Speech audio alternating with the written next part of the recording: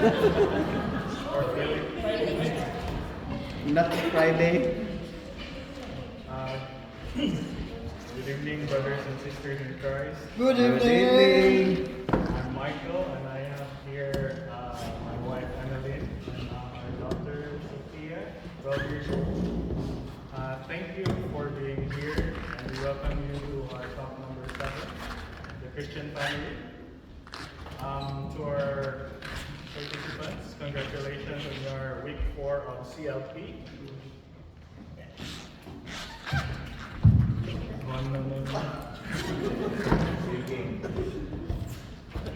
We recognize that others may have different perspective on what family is. For tonight, we will focus on defining it through the lens of our Christian faith. So to start, here is M. To get us started with.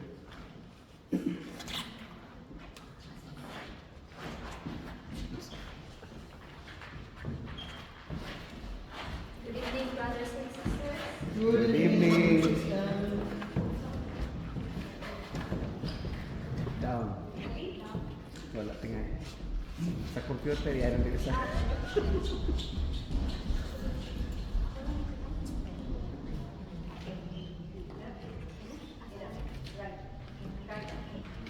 Again, good evening, brothers and sisters. Welcome to talk number 7, the Christian family.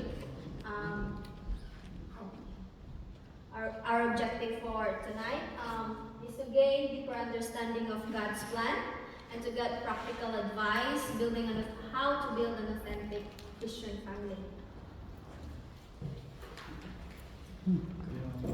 So we'll talk about God's plan for the family, and we'll try to deep dive on the challenges that family are facing and understand why God's plan for families are not happening.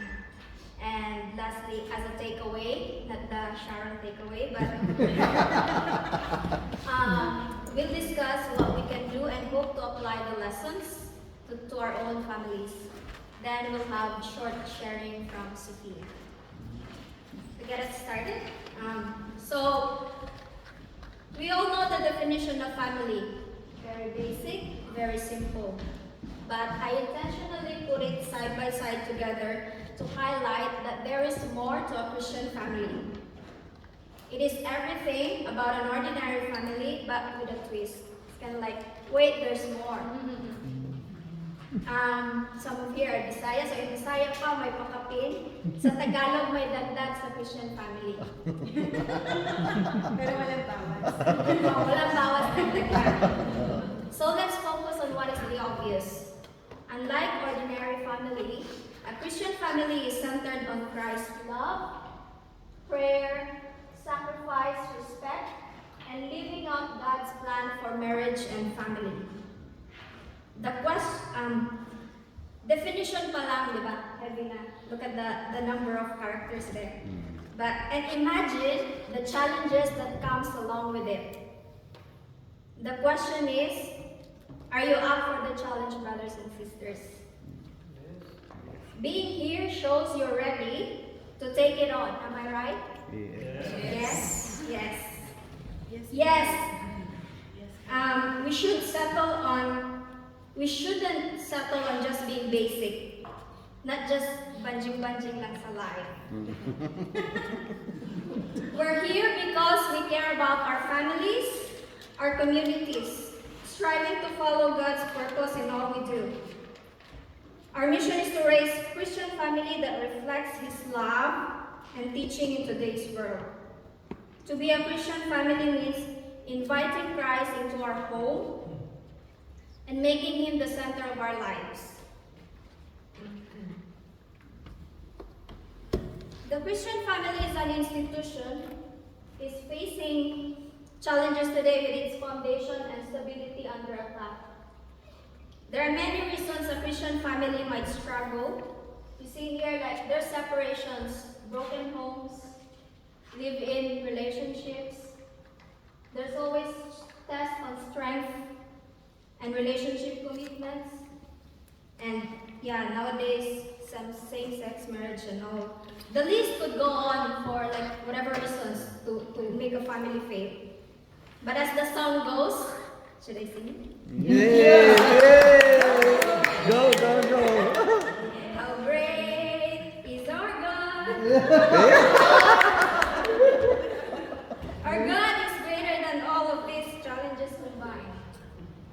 We just have to be very clear of our intentions. To expand on this, I want to use the analogy of Christian family as a house under protection from a burglar or thief. We just use thief, burglar is hard to pronounce.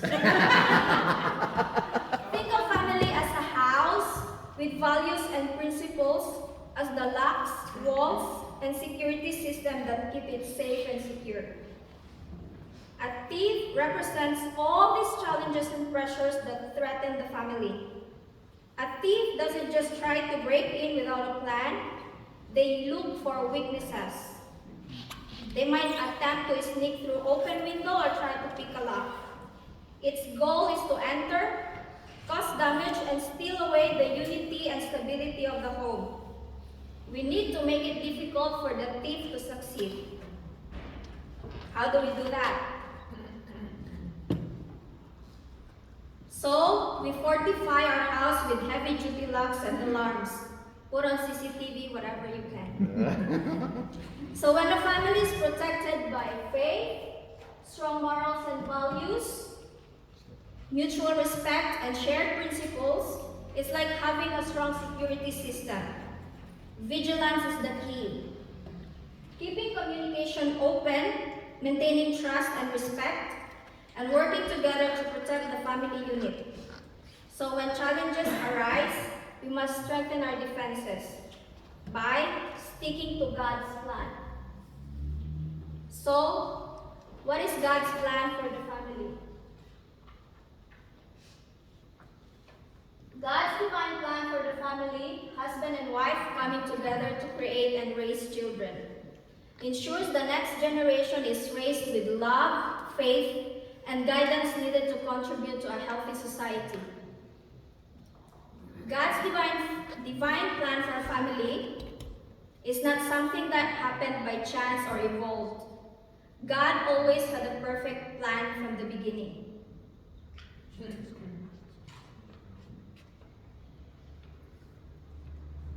In Genesis chapter 1 verses 27 to 28, it says, God created male and female and blessed them.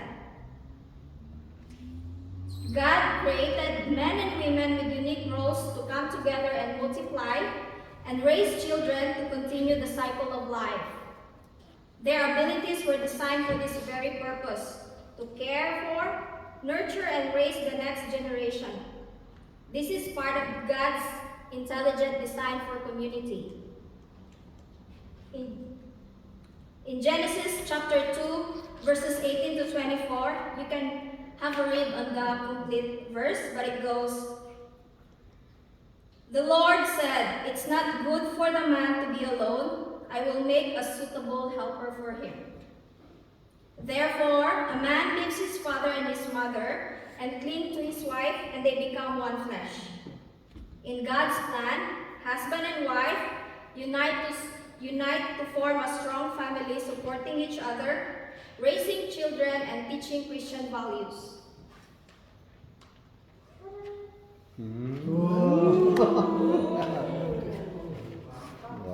Here's us, blessed with one of God's plan for us. Mike and I will soon celebrate our 13 years in marriage this year. Pwede. Parenthood as young family has been a journey. We're still learning every day. Some days feel like we're just keeping up. But we focus on doing our best, growing together, and supporting each other. Di ba di? We're committed to making Christ the center of our home. Through His guidance, we're learning how to be better parents, partners, and individuals. We're embracing the challenges, building a family grounded in God's love and trusting His plan. Just as how He brought you all here, sees you two together as a couple. It is also part of God's plan that you are here. Since the first week of our CLP, we've been growing in understanding of God and Christian living. Now, with deeper insights, we must actively work towards becoming one. Where better to begin than in the heart of your own family? Marriage unites husband and wife. Raising a family is a teamwork, building faith, staying committed, and supporting each other's roles.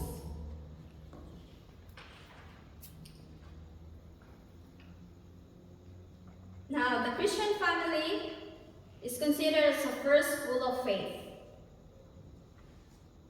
So, we try to remind our daughter Sophia that while we may not be a wealthy family, the only greatest treasure we can give you are the morals and values that will guide you as you grow and face the world.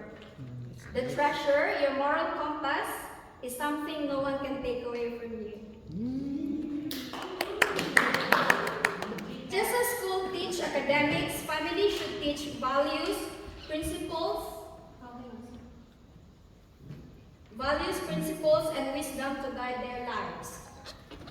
Wisdom in God's plan means understanding how to live practically according to God's plan, according to God's ways, like kindness, patience, honesty, integrity, and love for others. And Jesus' place in our lives as parents shapes what our children learn. Let's ask ourselves, are we prioritizing our faith in Jesus? Are we truly living according to our Christian values? Are we leading by example? Children are like sponges, especially in early stages, soaking up everything they see. If parents prioritize their faith in Jesus and live in Christian values like forgiveness, patience, children will notice and often imitate those actions. We need to lead by example. Since it's Lent season, our family observes abstinence from eating meat every Friday. The other Thursday night, I asked Sophia to pack us some pasta for her school lunch the next day. But she quickly reminded me, I can't have pasta. We're not supposed to eat meat on Friday, Mom. Very good, Sophie. With my mind all over the place, I'm just like relieved, and she got it and reminded us. So going back to the point, we should keep Jesus at the center of our lives and reflect His love, teaching our children to live out their faith with wisdom. I know it's challenging. It's really hard, very tough. But we can pray and we can ask for prayer of guidance and enlightenment.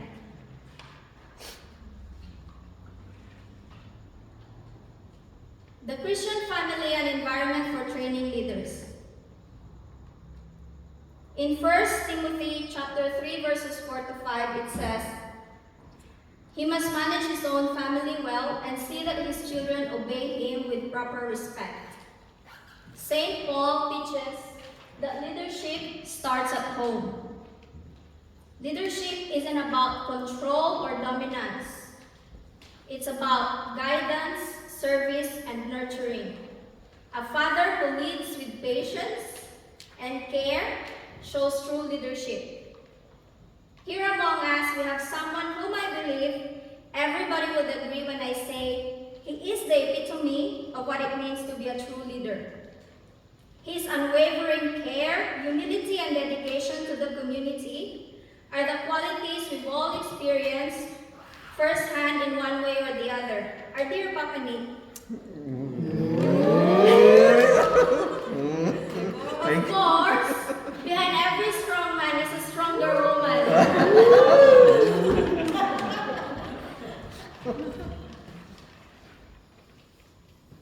So yeah, leadership with love and wisdom. The success of family reflects a man's character. A man shows leadership by guiding his family through challenges, prayer, leads in prayer, nurtures in faith, and fosters love and respect. Look at the life of Saint Joseph. the earthly father of Jesus. He displayed strong leadership through love, wisdom, and humility. Despite challenges, including raising the Son of God, he remained faithful to God's plan. His example shows that success of family reflects the character of the man leading it, rooted in faith, integrity, and sacrifice. The Christian family is a domestic church. In the family, parents, particularly fathers, are called to be spiritual leaders or priests. Fathers entrusted with leading their family in faith toward God. In Deuteronomy chapter 6, verse 7 and chapter 6, 8 to 9, parents are instructed to teach God's command to their children, like reading the Bible together, to use visible signs like displaying crosses at home, having an altar, or other religious symbols to remind the family of His presence. In this way, the home becomes a sacred space where family grows in faith together. The family should also actively participate in sacraments, such as attending Mass, receiving communion, and the sacrament of reconciliation.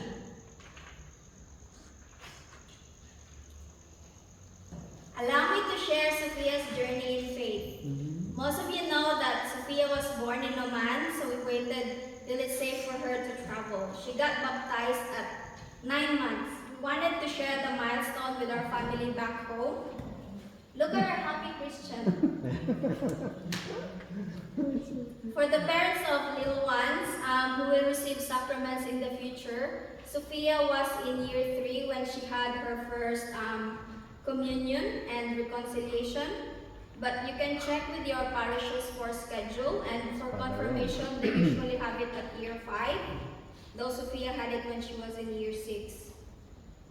It's actually really great here because like during their confirmation, they get to choose their saint. Sophia picked Padre Pio for her saint. And we were blessed that our dear sister Cherry here graced us by becoming her sponsor. No, not that one. It's someone who can be spiritual guide and mentor to the candidate.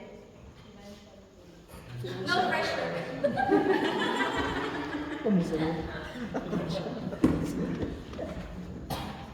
Now we know what is God's plan for us. Let us try to unpack what are the challenges that may hold us back from following it and understand why is God's plan for family not happening. God's plan for family fails when we don't put Him at the center. Without God, a family is like a sheep without a shepherd. Just as a sheep need a shepherd to guide, protect, and provide for them, a family needs God to lead, care for, and sustain them.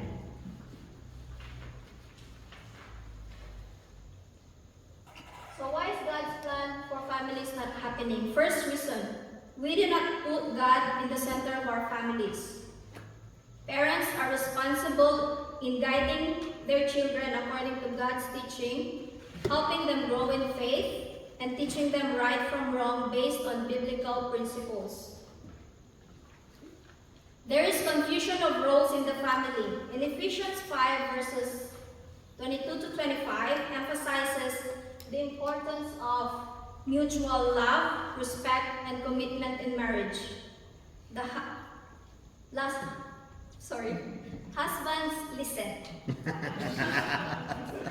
The husband's role is to love his wife selflessly and sacrificially, just as Christ loves the church. Check. Very good. This means that a husband is called to serve, protect, and care for his wife, always putting his needs above his own. Check again. Check. On the other hand, now to the wives. Wife, listen. Wife, listen. The wife's role is not about submission in a passive sense. but rather about respecting and supporting her husband as a partner. Check? Check. Check. It's not about dominance or inequality, but about creating a balanced partnership. Balance, Jude.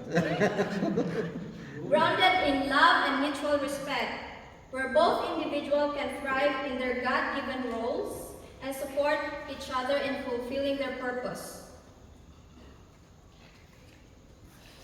Next up is the family is losing its meaning and purpose and importance. In the previous slide, we know that traditional family structure is being increasingly challenged in today's world. Christian values are being overlooked and disregarded. Without this core teaching, family lose moral compass to guide their relationship, decisions, and everyday life. The disintegration of family due to worldly influences. When family focus too much on achieving worldly success, they often neglect spiritual well-being. I sometimes feel guilty about workaholism. Working from home, it can be a double-edged sword, as I often work late and miss time with my family. I remind myself to be mindful of this so our relationship don't suffer and our bond stays strong. Bawi-bawi din pag may time.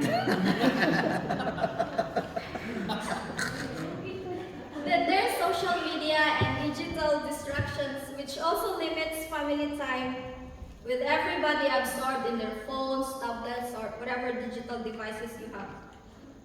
We have to find the right balance, brothers and sisters. We need to be self-aware.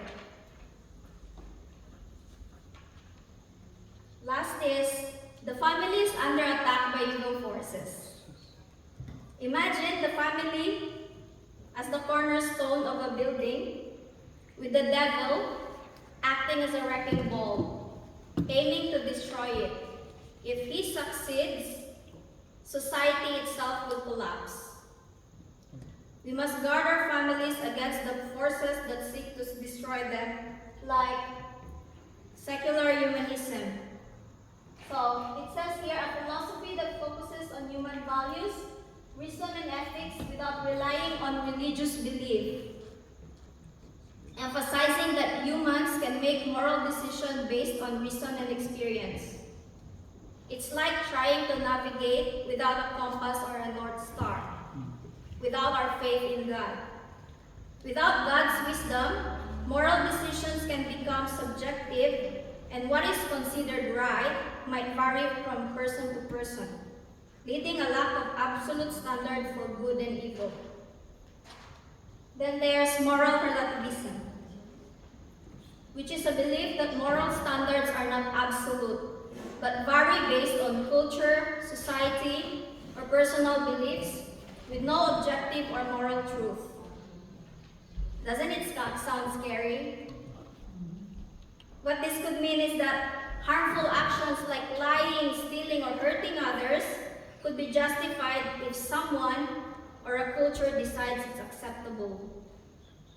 We need to have that moral compass that faith in God provides.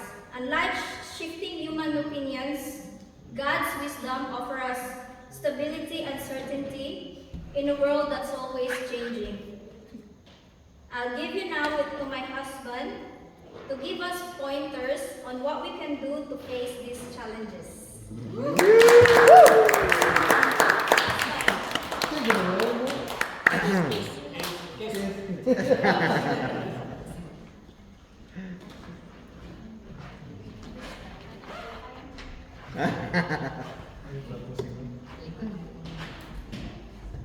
Okay, what can we do?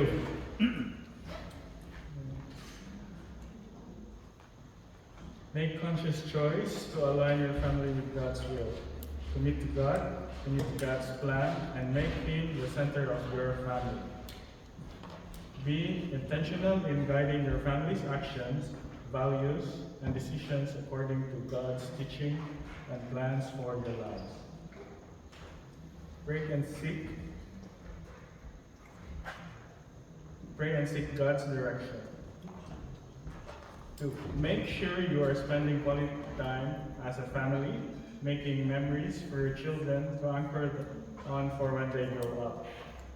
Remember that family plays together, stays together. As a family, we usually find time to go outdoors, go camping to recharge, as it is a great fun activity, it sticks in their core memory.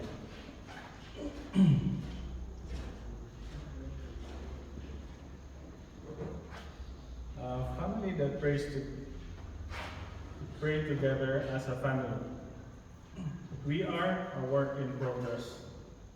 This is something we have to actively work on within our family, as well as praying the rosary regularly as a family. In our community, you can join also in group prayers like rosary for the departed souls, as well as the novena. Remember that a family prays together, stays together.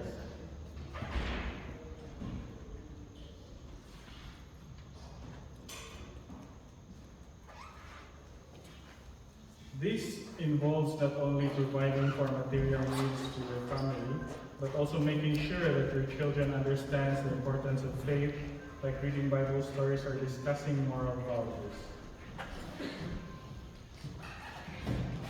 Participate in CFCA's marriage enrichment retreats, family enrichment retreats, and pastoral formation teachings. You could also attend marriage workshops to improve communication and strengthen your relationship with your spouse.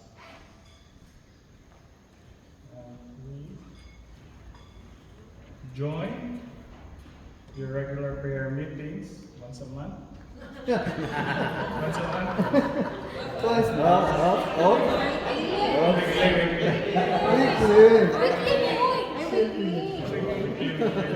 30 minutes each.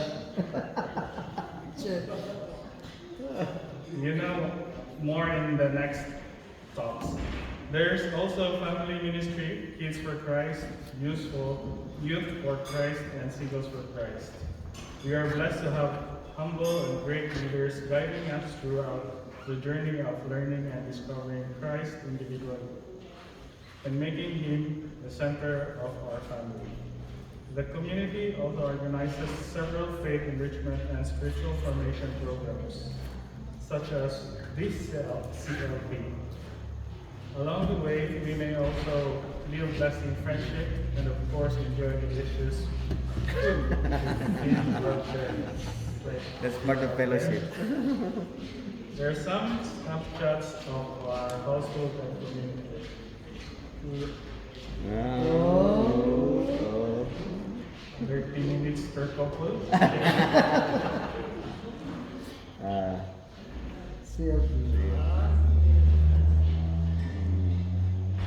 Conclusion. In his apostolic exhortation,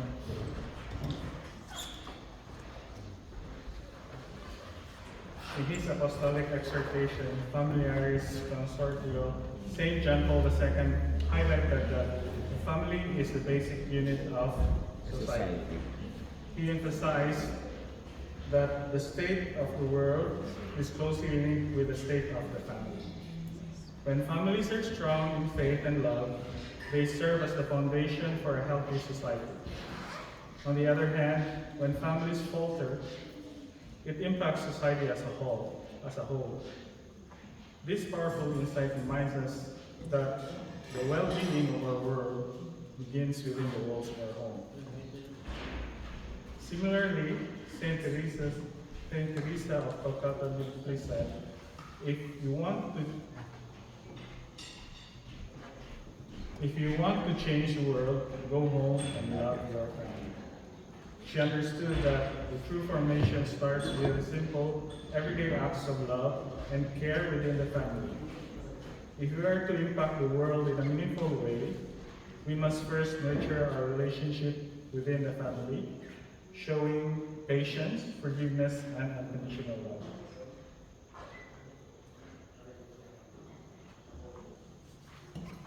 Our Lady of Fatima offers hope for saving our families. A time will come when the decisive battle between the kingdom of Christ and Satan will be over marriage and the family.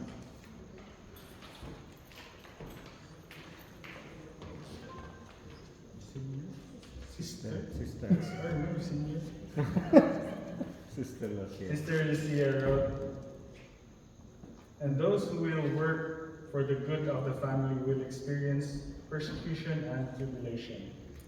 But do not be afraid, because Our Lady has already crushed his head.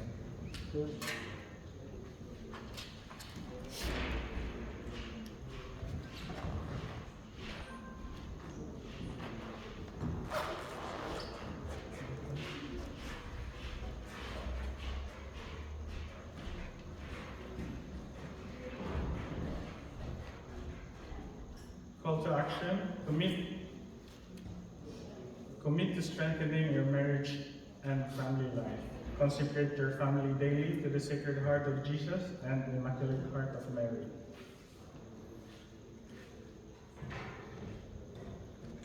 Engage actively in CFCA programs for continuous formation.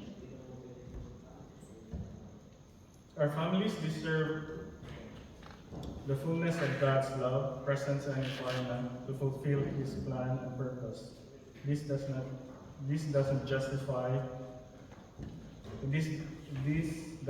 happen by chance. It requires intentionality, prayer, and dedication. May our families be family in the Holy Spirit, renewing the face of the earth. We have Sophie here now to share about her experience in faith and activities in the community.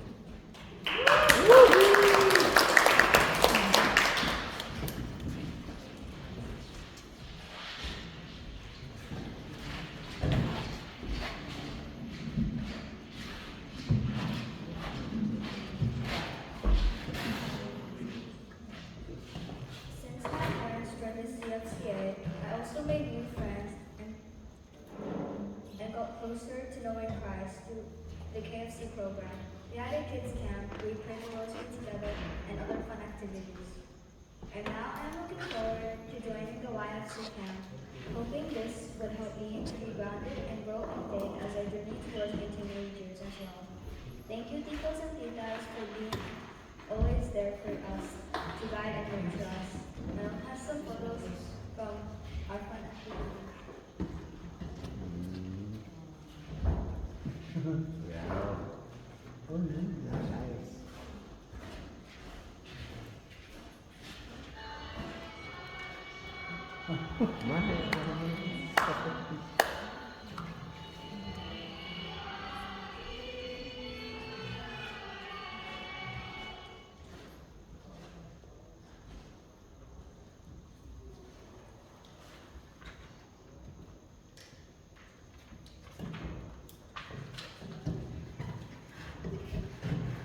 Let us all please stand up and say the prayer for the family. In the name of the Father, and of the Son, and of the Holy Spirit. Amen.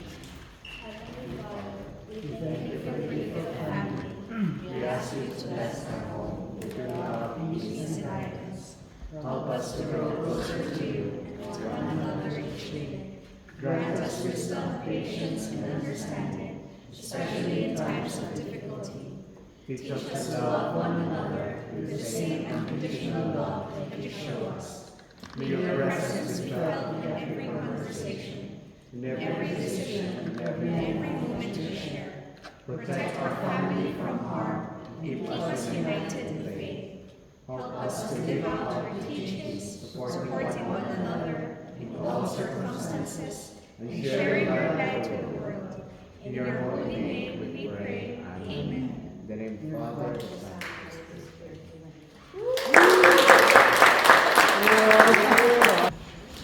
Evening, everyone. Ella, welcome to talk number 8. Denmark and Paula. Good to meet you guys.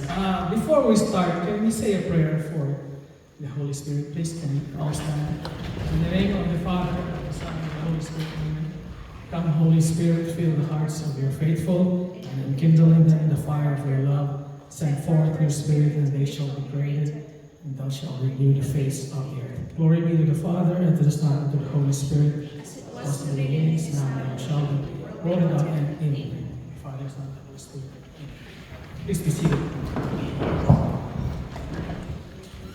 The talk today is a very important topic because there's a paradigm shift in these talks. It's the start of a more, not that the previous one were not serious, but this is a more theologically serious kind of talks, beginning with 8, 9, 10, 11, and 12.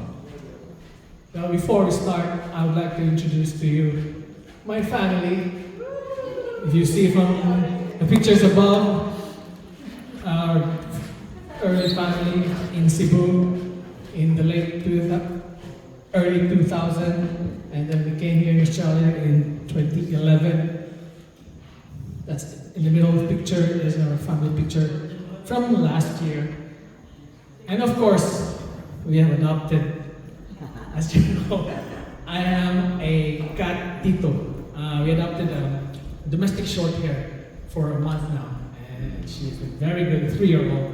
We rescued from the Sydney Adoption Center. And of course, I'm a member of the CFCA, and everything I learned in the CFCA, I attribute to these boys here.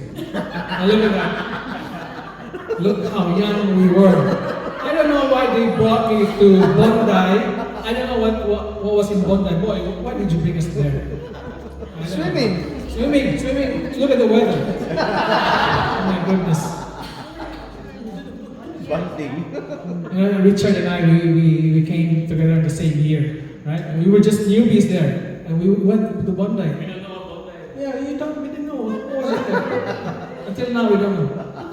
So, talk number 8, life in the Holy Spirit. Learning objectives for today is to understand the power of the Holy Spirit and to stir up our faith and eager desire for God's will on earth through the power of the Holy Spirit. The Holy Spirit is the most misunderstood of the 3 persons in the Holy Trinity.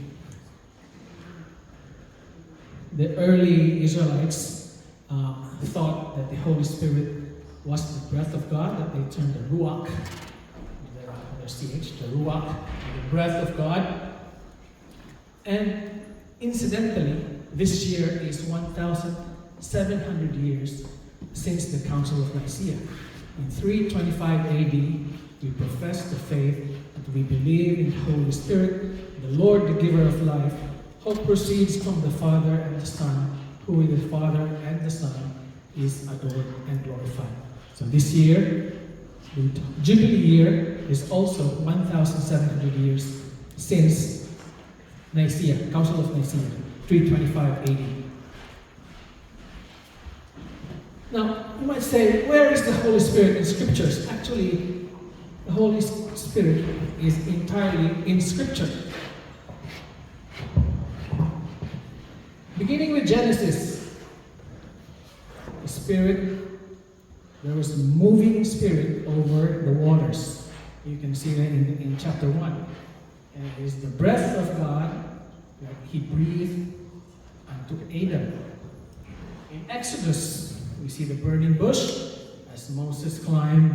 Which mountain was it? Papa Nick? Sinai. Horeb. Alright. Mount Horeb. Mount Sinai was 10 Commandments. This is Mount Horeb. And it was a pillar of cloud that guided the Israelites during their journey during the desert. By day and by night, it was a pillar of fire. You can see that in the book of Exodus. The book of Numbers, or all the 16 prophets, the writings, you have an inspiration of the Holy Spirit by way of the prophets. Especially in the book of Numbers, Moses gathered 70 elders and they started to prophesy. That was through the power of the Holy Spirit. There are other areas in the Bible that you can say. These are just some of them. In the New Testament, in the Gospels, the first indication we have of the symbol of the Holy Spirit was when Mary conceive. Angel Gabriel said, "Behold, Mary, you will conceive through the power of the Holy Spirit." And what was Mary's response in the Angelus? Be it done unto me according to Yes, correct. Ella. Be done to me according to your word. Again, next up, we see the baptism of Jesus. The Holy Spirit appearing as a Dab. dove. There are only two instances in the Gospels where we see both Father, Son, and Holy Spirit together in one place. Baptism, and the other one was the Gospel last week. The Transfiguration. Transfiguration, on the mountain, and then there was a cloud that gathered over the Peter, James, and John. And what did the cloud say through the Father? "This is my beloved Son. Listen to him." In the Acts of the Apostles, there's so many stories. If you read through all that, there's so many stories. The Acts of the Apostles are divided into three, actually. The first part is about the early church, and mostly it will talk about Peter and John. The second part, that will be the beginning of Peter, John, and Paul. And the last part will be all about Paul and Luke. We can see that 50 days after the resurrection of Christ, which is Pentecost, was the Holy Spirit descended upon 3,000 of the disciples. This is in contrast to the book of Genesis, where the Holy Spirit confused the people. You remember which part of Genesis was that? When people decided to build a tower, the Holy Spirit brought them down and confused them. The Tower of Babel. So, in contrast to that one, this one, the Holy Spirit brought about the power of the Holy Spirit, gave them tongues that they can teach to other people from other nations. But what does the Holy Spirit do? Jesus said that the Counselor, the Holy Spirit, whom the Father will send in my name, he will teach you all things and bring to your remembrance all I have said to you. Why is it important? Why did Jesus have to say, bring to your remembrance all I have said to you? Why did he not just stop at, he will teach you all things? The point of remembrance is that so you can teach it to the next generation. That's why we are here. So that one day, some of you will take over and teach the following generation. As Ems, Brother Mike, and Sophie said earlier, we have to teach our children so that children's children will teach the next generation of children. Our life here on earth is not, we are not immortals. We are only temporary. Now, there are prerequisites to receiving the Holy Spirit. This is according to Jesus. And Sister Diane, if you remember, in the Sinoduk, when Father Jesse was doing the Novena 7, 8, and 9, he said, he was reading Mark chapter 1, that there are 5 prerequisites to receiving the Holy Spirit. And the following night, on day 8, he asked us again, what were the 5 things again? Oh my God. And then we could not remember what it was. The first one was, the time is fulfilled. Second, the kingdom of God is at hand. Third, repent, believe in the gospel. And the 5th one is follow me. It is very important, especially during Lent, that we repent and confess our sins. Even once a year. A minimum as Catholics is once a year. Every Lent we should confess. When was the last time we did confession? Last year. Okay, now we'll talk about the gifts of the Holy Spirit. This is in the Old Testament of Isaiah that he mentioned about. Isaiah here is prophesying about Jesus, and he mentioned these gifts of the Holy Spirit that the Catholic Church has now given to us in the form of 7 gifts of the Holy Spirit. And this is seconded by St. Paul in his letter to the Corinthians. He also wrote about this, that there are varieties of gifts but the same Spirit, varieties of service but the same Lord.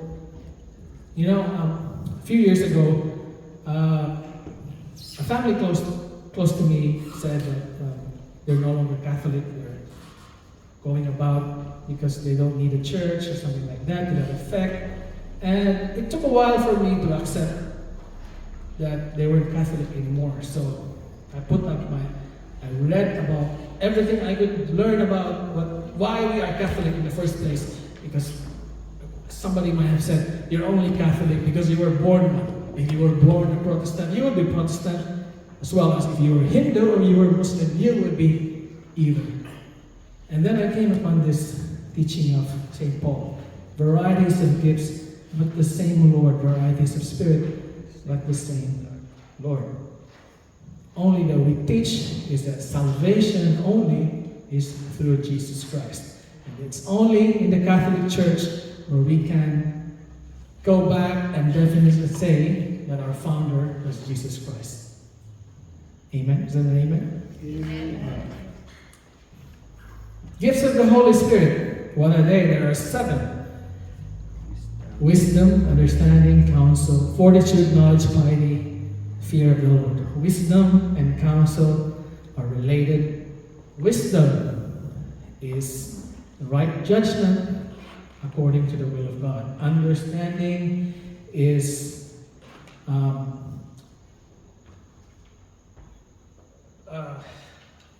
the wordings are lost to me. Understanding is embracing the will of God, or embracing your will, or conforming it. That was the word. Conforming your will to the will of God. That is understanding.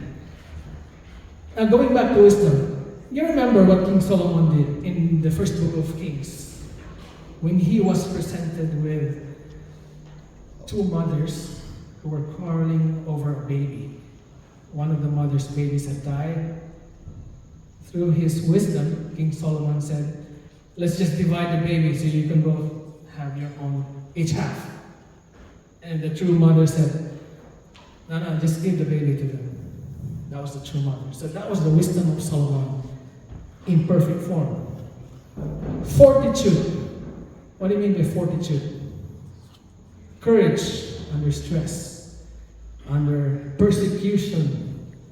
San Lorenzo Ruiz, one of our 2 saints, first Filipino saint, hanged upside down in Japan, tortured for a couple of days, bled to death, and the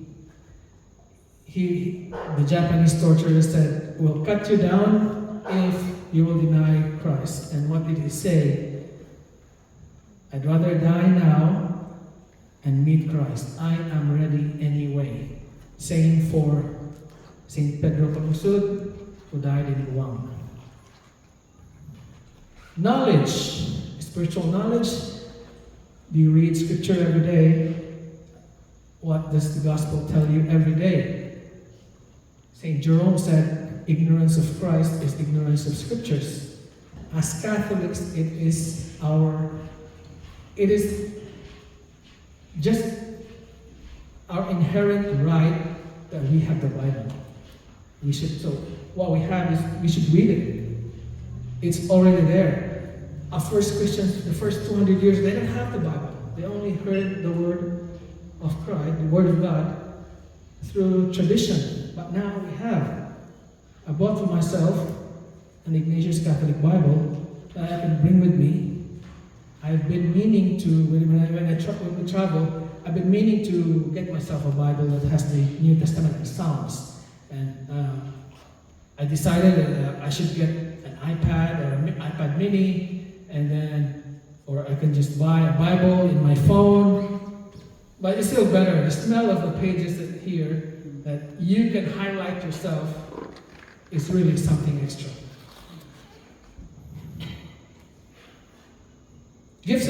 Spirit. Any questions? Piety is devotion. You remember your grandparents? They were all very devoted. My Lola will just go to church every day, and on Sunday she would be the first one to go to church. There was still a 5 a.m. mass at the time. Sunday 5 a.m. She would go to church for the purpose of coming back early and prepare breakfast for us. That was the devotion of our grandparents that we should acquire. Fear of the Lord. Is that fear because we will be punished? Of course not. It is fear of, it's more of reverence of being disappointed. I mentioned Richard. Where's Richard? For example, if Richard will come home one day and then come to his papa drunk again, will he fear punishment? No, he will not fear punishment from his papa, but he will fear disappointment in the face of his dad. Is that right, Brother Richard? Yeah, that's right. It's not because we fear being punished, it's a fear that we disobey the law of God. If there are gifts of the Holy Spirit, there are also fruits of the Holy Spirit. And the Catholic Church teaches there are 12 of them. Love, patience, joy, kindness, goodness, faithfulness, goodness, chastity, all 12 of them. So you might have your own mnemonics to memorize them. But what are these? What's the difference between a gift and a fruit? A gift is something that is given. A fruit is something that you manifest yourself. So if you've been given a gift by the Holy Spirit, any of those gifts, it manifests outwards from you. Just like Papa Nick. He has the gift of charity. Right? What else? Joy. Also, you have a look at Nick, he's always smiling, even though he's already 61 years old. He's always smiling. That is the fruit of the Holy Spirit. Now, in the CFCA, we have the gift of tongues that I want to talk about. So the gift of tongues was first mentioned in the Acts of the Apostles during Pentecost, as I told you earlier. 50 days after Easter. Okay? So what is the gift of tongues? Gift of tongues is a special grace or a charism or a charismatic gift. It is a special gift. It is not in the 7 gifts of the Holy Spirit. Mind you, we do not confine ourselves to the 7 gifts of the Holy Spirit. There are other gifts of the Holy Spirit. Might give you a good singing voice like Marnie or Boboy, a gift of music from Sister Anna and Brother Richard, yeah. Something. You might be given an artistic gift by the Holy Spirit. So do not confine yourself that you only have those 7 gifts to choose from. Mind you, you want to be Holy Spirit. I want to memorize this verse. Please help me memorize this verse, or something like that. So a gift of tongue is a special gift that is a charismatic gift. Paula, Denmark, and Ella, have you witnessed someone having the gift of tongues? Yes po. Yes po. Yeah, okay. Like in the spirit seminar po kami last year. Was it you? No. No, not me. Is there somebody else? Pero dinano po kami, binless. Tapos Yeah. nag-fall po kami. Okay. So later on, you will notice in a praise and worship, we will have some of our sisters here who have the gift of tongues. Sis Anna, Sis M, Sis Loila, Sis Mimi. They have their own time with the Lord. That is a special gift that they did not voluntarily do themselves. It is not voluntary. Now, we might have to ask them what it feels like, because we never had the experience like that. We never had any experience like that. But it is a special moment between them and the Lord. So that is expected here, especially in the CFCA, as a charismatic community. Now, the gifts of tongue should go together with the gift of prophecy, as St. Paul wrote. What is the gift of prophecy or the gift of interpretation of tongues? Because the gift of tongues is your moment with the Lord. The gift of prophecy builds up the church, because whatever message that the Lord may have for Sis M, Sis Anna, Sis Loy, or Sis Mimi, the one with the gift of prophecy will be able to interpret those and build us up as a church. So, let us continue to pray for the husbands of these beautiful ladies, Brad Mike, Brad Richard, Brad Boboy, and Brad Aki, that, someday they might have the gift of prophecy or interpretation of tongues. Amen.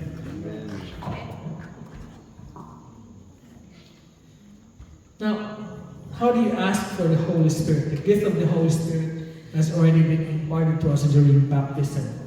What does baptism do? Why does the Catholic Church need to baptize infants? Somebody asked you, a Protestant, like, why do you baptize infants? It's no use. You're going to get confirmed anyway. We baptize infants because of the faith of the parents. You know that Jesus said in the Gospels, if you want to enter the kingdom of heaven, be childish, childlike. He did not say childish. Be childlike of this child. And this was echoed in the Acts of the Apostles. Peter went to the household of Lydia, and he baptized the household of Lydia, including the children.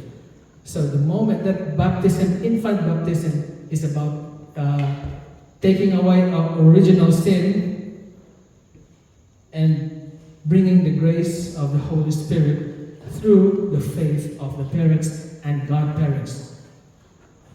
What is confirmation?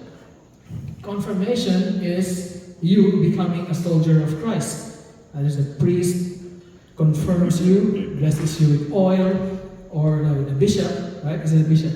Or special envoy, blesses you with oil. You become a soldier of Christ because you are already at the age of reason, 13 years old. Of course, Jesus says that in Luke 11, you only have to ask God. Ask and you will receive, seek and you will find, knock and the door will be open to you. Whenever you are in need of the Holy Spirit, you only need to ask.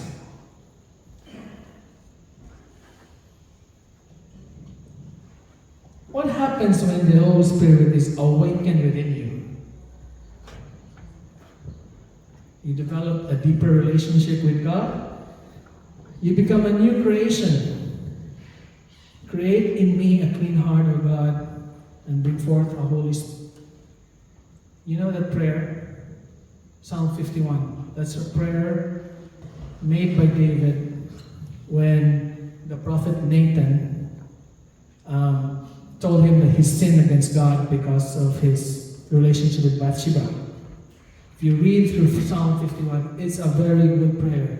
Create in me a clean heart, O God. Everything, I forgot where I did the rest. You became a new creation, and it is echoed by St. Paul to the Corinthians. If anyone is in Christ, he becomes a new creation. You become emboldened witnesses of Christ. St. Ignatius of Antioch, who, as tradition says, was the child in Jesus' lap. Although this is not acknowledged by other biblical scholars. He was brought to Rome to be sacrificed to the lions, and the Christians at the time were gathering in secret to rescue him. But what did he do? Feed me to the lions. I want to be bread for the lions, just like my Lord Jesus Christ. That is an emboldened witness of Christ. Of course, there are obstacles to receiving the Holy Spirit. If you have an unrepentant attitude, feelings of unworthiness, fear of what others may think when you pray for the Holy Spirit out loud, you doubt yourself, there is pride, I don't need the Holy Spirit, being selective, please Lord, give me this because I don't want this, I only want this. It's not up to you. Your life belongs to Christ to do whatever He wants you to do according to His will.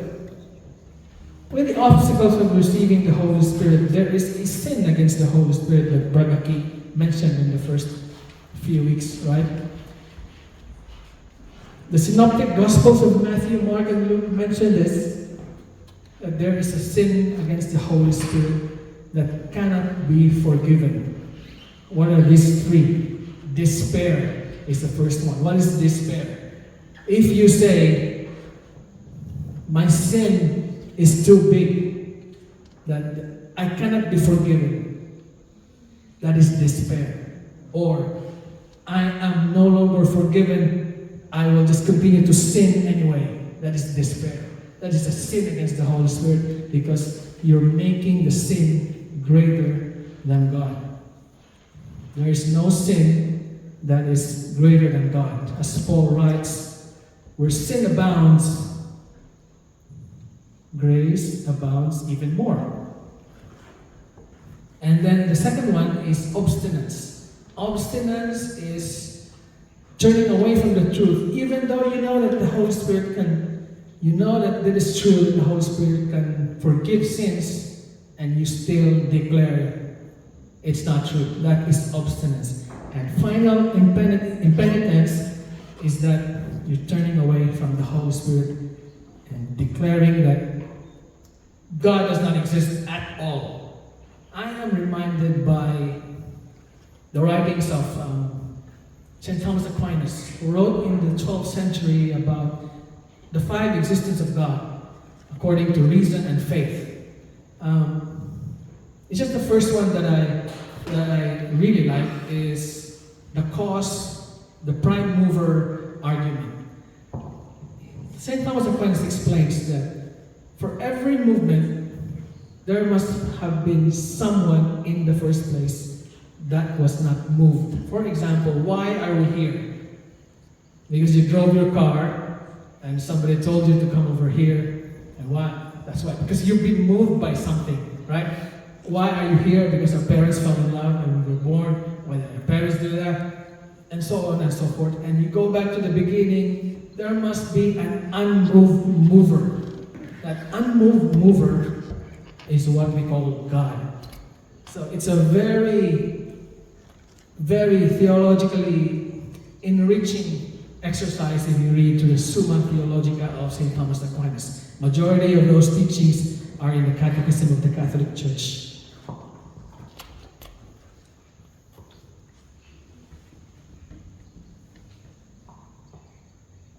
So next week, the awakening of the Holy Spirit is, there's only one talk next week.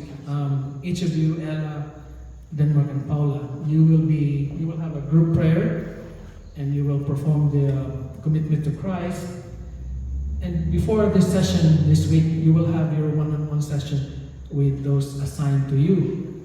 And then you will have your brothers and sisters who pray over you. I need you to think about what kind of gift that you want the Holy Spirit to give you. Or, this week. You will have a moment of prayer. Our brothers and sisters will pray over you. I remember my time when I was prayed over 13 years ago. It was in the church in Blacktown. What was it called? St. Michael. St. Michael. Huh? St. Michael. St. Michael. St. Michael. Mary, Queen of the Family. Yeah. So I was there, and my brothers and sisters, my brothers were praying for me, and then I was sitting down, and then they were singing. They were all around me, and I was closing my eyes. I just took a peek. I'll see what was going on. And then the moment that I opened my eyes, there was a shaft of light that passed through a little tiny window, just enough for me to see. I don't know if that was just for me, but I think that was just for me because everyone around me had their eyes closed. And it was just an inspirational moment. It's like God telling me, why did you open your eyes? Close your eyes again. And at that moment, it was just a few seconds and it was gone because, the sun shifts and it's gone. It was the perfect timing that you open your eyes and there it was, in the middle of your... And then I close my eyes, gone. So think about what you want for next week as your brothers and sisters will pray over you.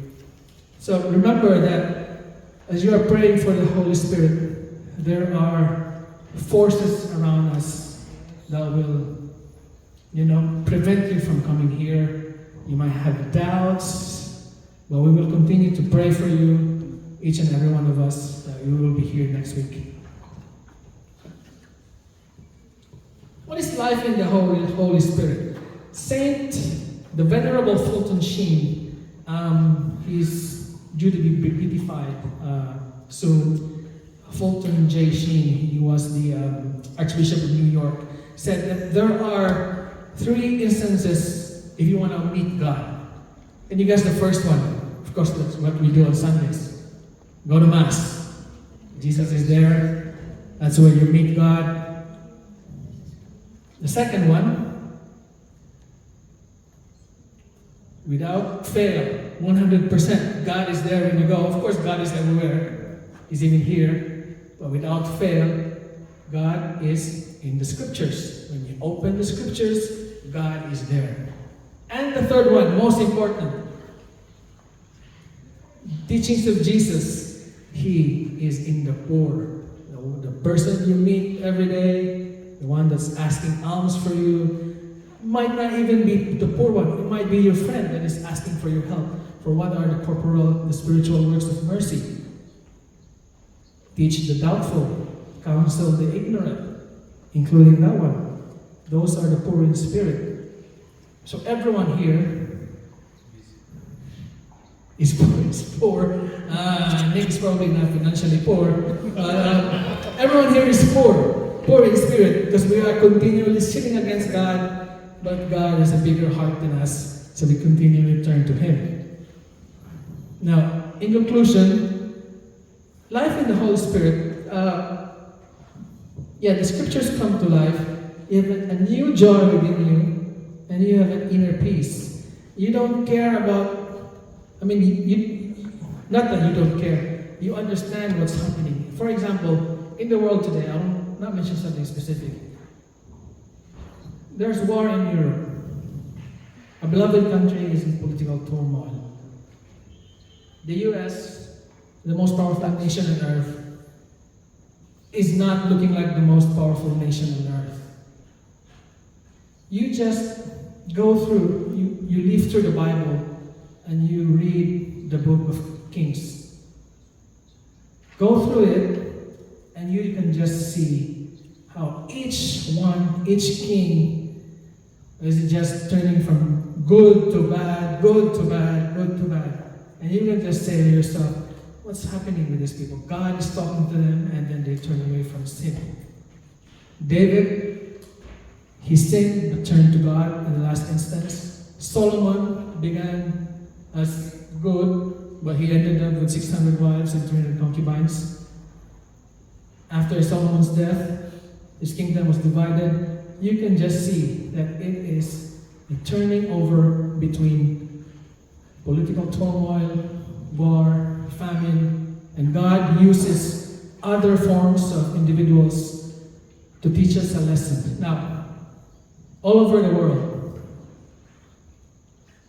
as Christians, we have hope that something better awaits us. Well, we need not wait for that moment, because the life in us, with the power of the Holy Spirit, we can begin anew by treating each other with love and respect and everything that Jesus Christ taught us.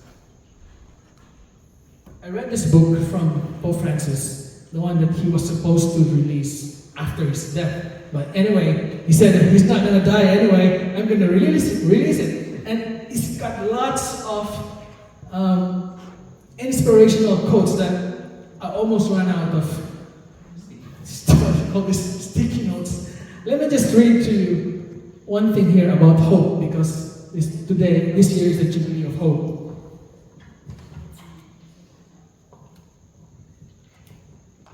So Pope Francis writes, "For we Christians, the future has a name, and this name is hope.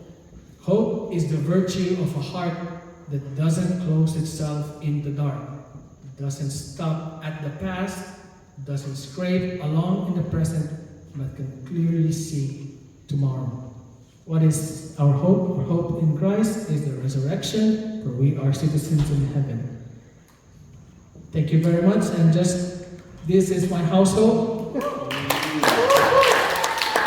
Aren't we just beautiful, ladies and gentlemen? The most good-looking household of the Rodriguez unit. The winner. Thank you. The first. Good evening, everyone. Good evening. My name is Diane, and this is Jessie. We're from the Via Crucis household.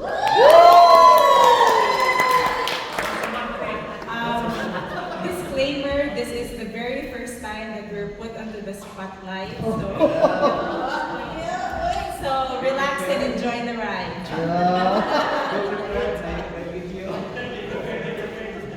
So this is us. This is our beautiful fur family. So we have Shanks and Luffy. We are so proud to call ourselves parents. And we value our time together and enjoy our regular walks, going to our road trips, or even just our regular TV time together. So, how did we become a fur family? So Shanks and Luffy was here. They will ask me how I met their mother.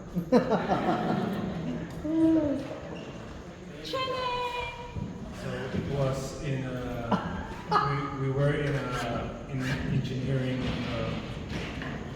school, uni. So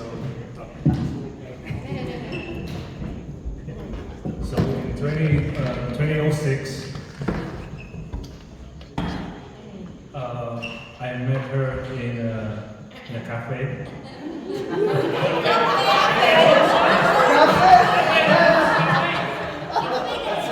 So it was love at first tagay. So this month we celebrated our tagay sari. So it was our first tagay in Cebu. So after a thesis discussion in our department, my good friend brought me to them while they're drinking. Then I have no money, so I want to drink. So I was the tanggero. So that was our first meeting or first tagay. Then after that, during college celebrations, tests, bagsak sa test, passing sa test, we usually get together, drink, and discuss some intellectual ideas.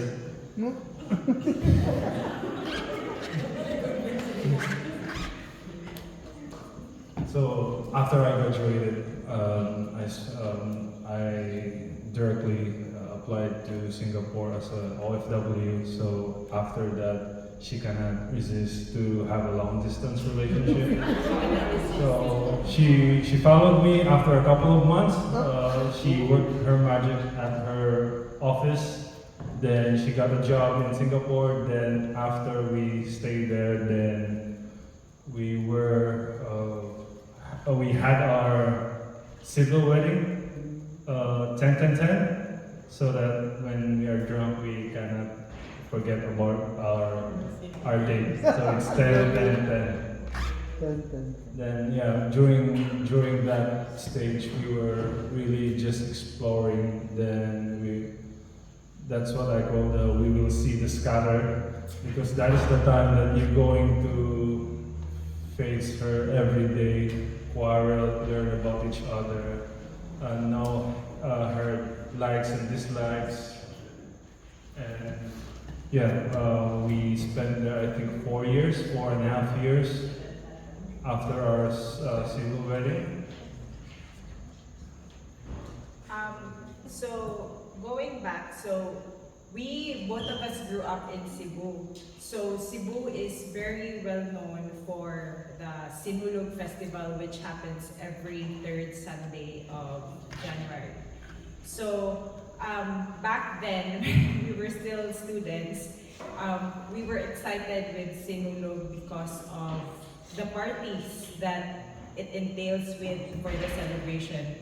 So when we moved to Singapore, it was the first time that we moved out from our comfort zone. It's then we realize and appreciate a deeper layer of understanding to our devotion to Santo Niño. So every time we go home, we always make it to a point to visit the Santo Niño Shrine. And then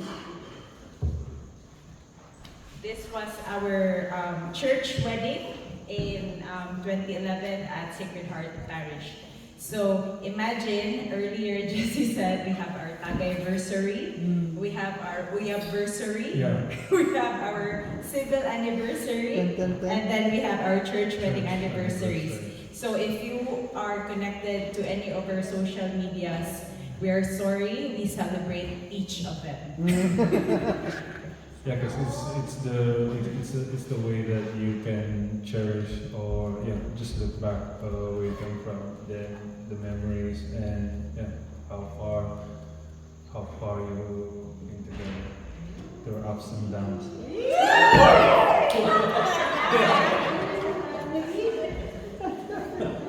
So after during that time, our OFW moments. I'm a basketball fanatic, so I just asked her that we go to Canada because there's a NBA team. Then I think we went to a seminar, an agent. Then, hey, what about Australia? I thought, where's Australia? So yeah, after that, I was the one that applied. Then she helped me with the paperwork, the IELTS, So in short, he was my AFAM. He was the main applicant, and then I was the. Then she's the one that she suggested that, hey, you just go there first, find a job, then I'll continue working in Singapore. Then I was like, no, it's a bad idea because I cannot live without you. So after I suggested that, through thick and thin, through hardships, to something, so I suggested that the two of us should venture the journey together. So luckily,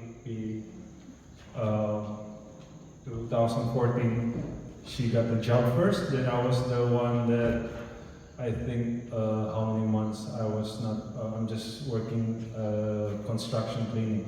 So I told her that it was really a good decision to follow my decision that we should be the one. The two of us should hold hands and venture Australia.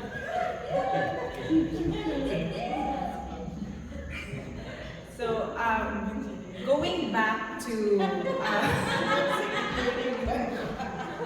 so the first photo there is like we just arrived a few days, we like literally fresh off, not the boat, but FOB, and then the second photo was when we had our citizenship ceremony last 2019. This would kind of connect on how we got into Couples for Christ. So while I'll go back to why our bringing up in Cebu. Cebu is usually known for its schools to be exclusive for girls, exclusive for boys, and most of them are like Catholic institutions. So both of us grew up as Catholics because first it was mentioned earlier, we were Catholics by birth. And then how much more if we study it in school. So I have or we have this notion that like, I'm a good Catholic because I've been studying it since like I was a grade schooler in high school, even in college. And we go to church, and then like, it's kind of like, there is some sort of pride knowing that I have done enough because of my engagements academically with regards to religion.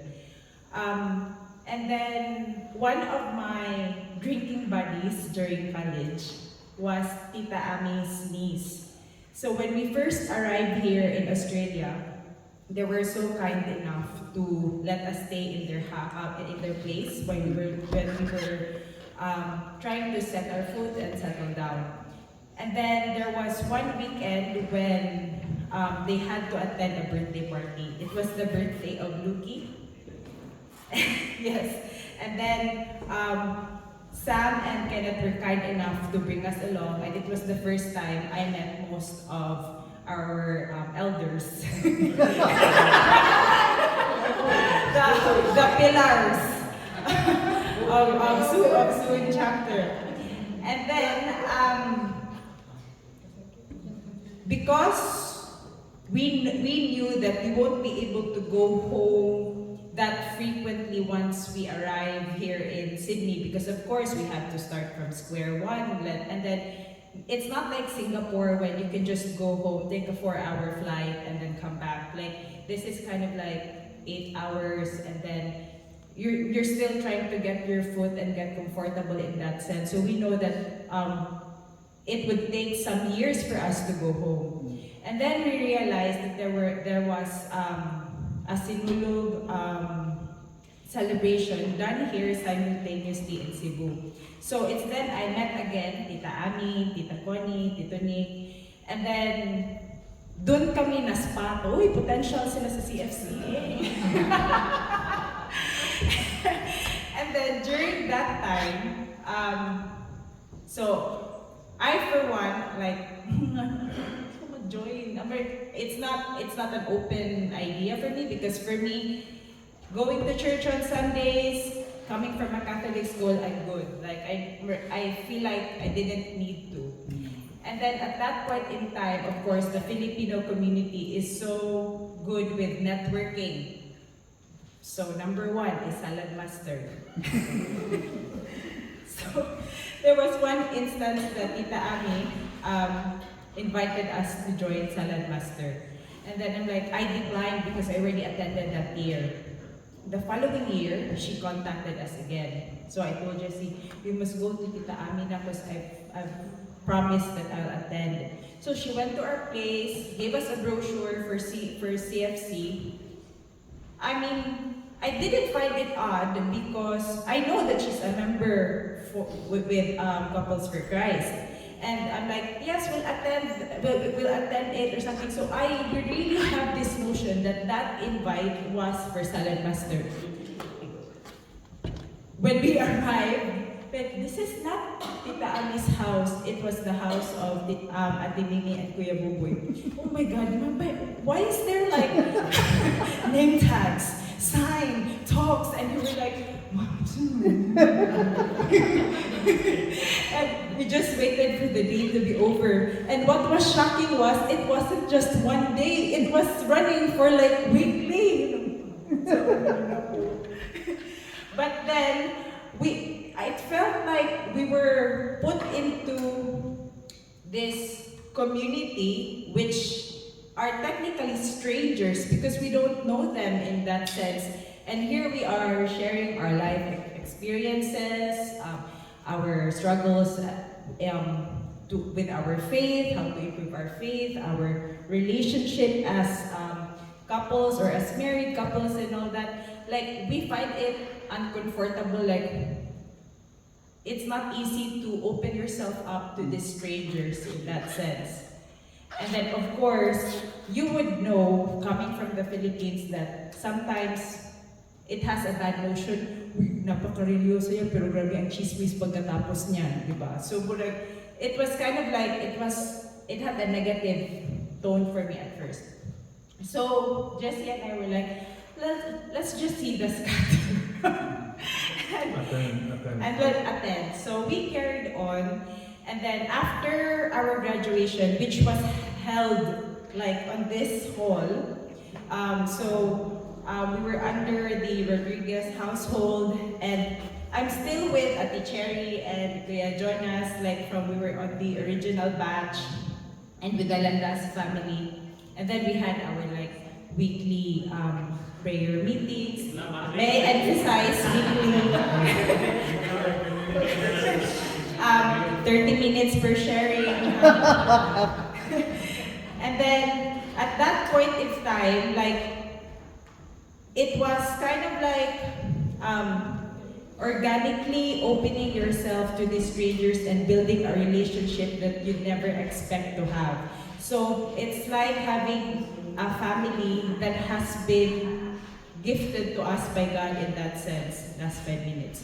So the good thing is there is some sort of, in good times and in bad, everyone prayed for you, everyone supported you, and you would see the previous photos that it was all funny, happy, and all that sorts. But we had our lowest points as well. So with the talk earlier with M, it talked about Christian family. So for us and Jesse, we are a fur family. So, but we did try. We did IVF, we got pregnant, but we only got pregnant. And in one way or another, our household really prayed for us every step of the way. It might not be the same outcome that we have hoped for, but in a way, it's kind of like it helped me to have hope, as what Mark mentioned. Because there was a point where, why is the stars and the birds and clouds still moving, and here we are stuck in this situation, don't know what's going to do and all that. And then I realized that whatever happens today, if it doesn't work for you, actually works for you. You just wouldn't realize it at that point in time. So we were praying for the grace of God for us to accept that it's okay, even though if we're not able to multiply, we can multiply in relationships, we can multiply with building relationships with God. I'm also blessed in the sense that we're not bitter with what has happened in that sense. And yes, having children is a blessing. Having no children is a blessing as well.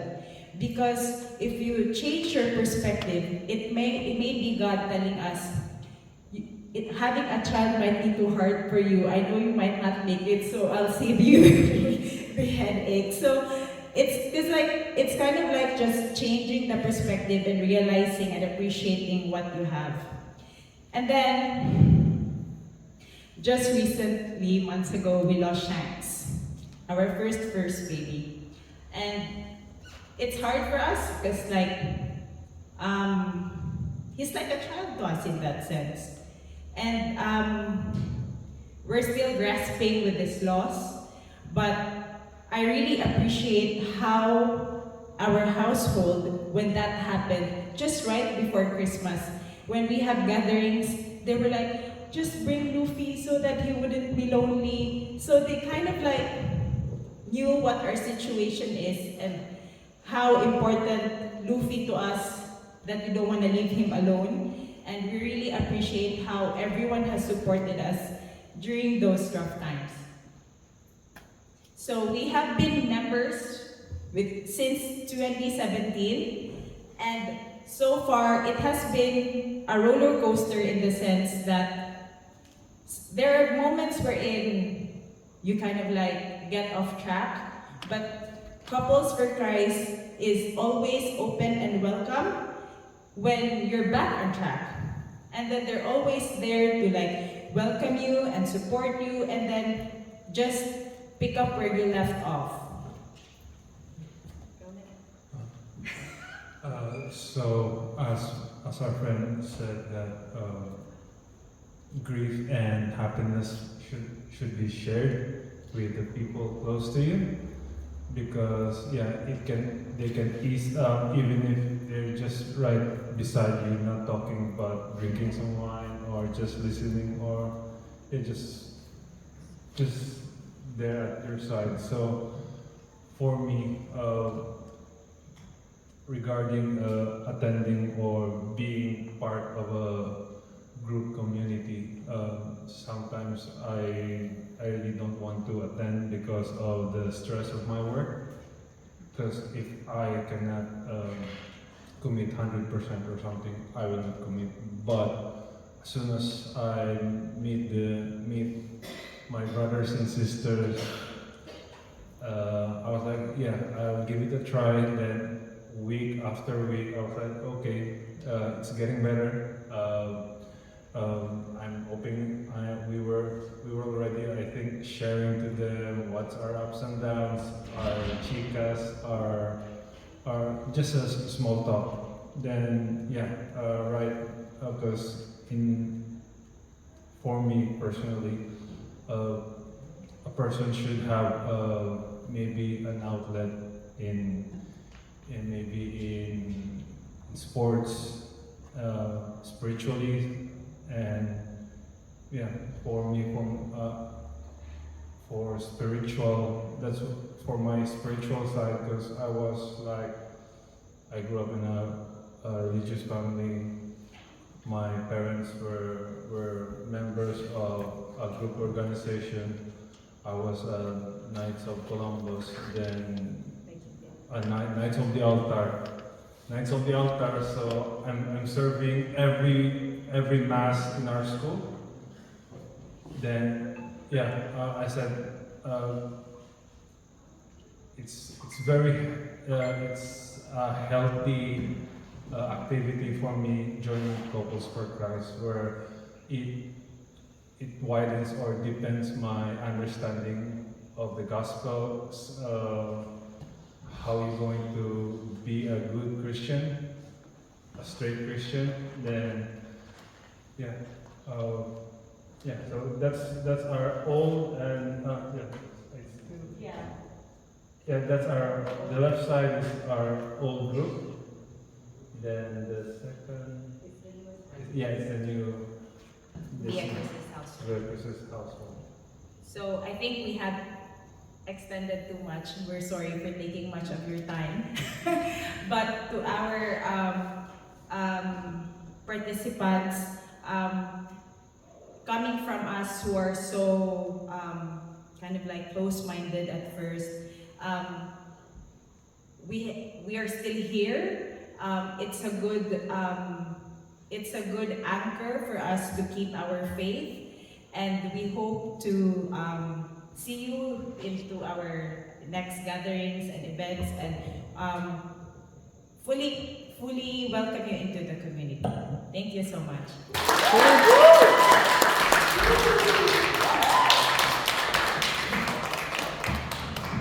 Thank you, Brad Jesse and Sis Diane, sharing